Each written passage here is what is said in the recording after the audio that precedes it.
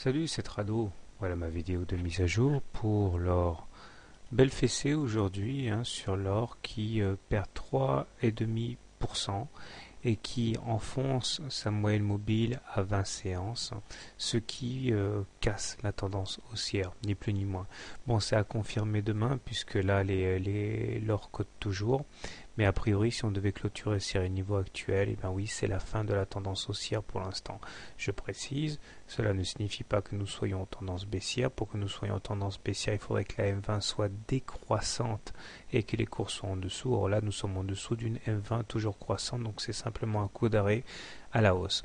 Comme je disais dans l'analyse technique d'hier, ceux qui ont intérêt à voir l'or baisser vont jouer le double top ici, c'est-à-dire qu'entre le plus haut du 23 août et le plus haut d'hier 6 septembre, eh bien nous avons clairement ici un M baissier qui produira ses effets théoriquement en cas de cassure des 1703.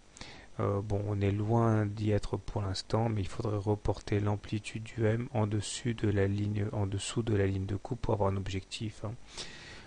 Pour l'instant, comme je l'ai dit, on n'est pas là puisque il faudrait déjà s'affranchir de la fourchette d'Andros bleu, comme vous pouvez le voir aujourd'hui, même si le bas de cette fourchette d'Andros bleu a été attaqué, elle a été préservée en clôture, ce qui veut dire qu'elle est toujours active, et tant que l'on clôture à l'intérieur de la fourchette d'Andros bleu, eh bien on peut tout à fait envisager d'aller faire des nouvelles rotations, même si c'est vrai que maintenant ça se complique singulièrement, elle a quand même été fragilisée. On a aussi en deuxième rideau l'oblique marron ici et la Bollinger inférieure. Donc vous voyez qu'il y a quand même pas mal d'obstacles au ralliement des 1703. Malheureusement, comme on a pu le voir hier, les divergences techniques ont joué à plein. Et c'est vrai que j'avais signalé hier une triple divergence technique sur MACD momentum stochastique.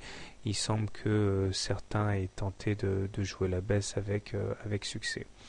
Du coup, les indicateurs techniques se dégradent, le MACD passe sous son signal, au même titre que le stochastique qui sort en plus de sa zone de surachat. Autrement dit, les haussiers ont donné la main, ont passé la main. Seul le momentum reste bien disposé. Alors, comment trader l'or? Eh bien, si vous êtes haussier sur l'or, vous avez un bon point d'entrée ici, puisque on est à la limite de validité de la fourchette d'Andros bleu. Donc, autrement dit, vous pouvez rentrer à bon compte. Si vous êtes plus prudent, vous attendrez qu'on aille chercher un des supports suivants, qu'il s'agisse du segment marron ou de la Bollinger inférieure. Si vous êtes